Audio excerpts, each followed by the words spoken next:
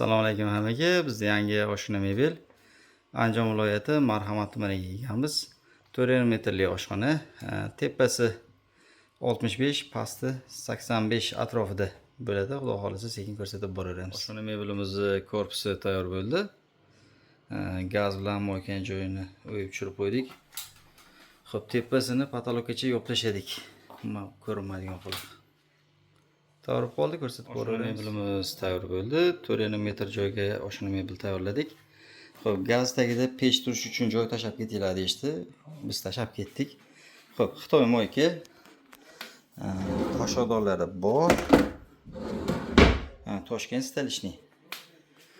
Tepasi 60 bo'lganligi sababli bittadan polka ishdi. O'sha tepasida yana 5 sm qosh qilib yopib berdik. Tepasini razmeri 65. Balandlik, pastini balandligi 85 balandligi. Kafellar oralig'idagi razmer 60 dan kam qoldi mana. Ba'da ham ko'rinib turibdi. Tak joylab bordik. Xo'p, rasxodlari 7 million 500 ming so'mga mana shu holatda tayyor bo'ldi. Akrildan. Qanaqa chiqdi? Fikr mulohazalar kommentariyada kutib qolamiz. Sog' bo'linglar.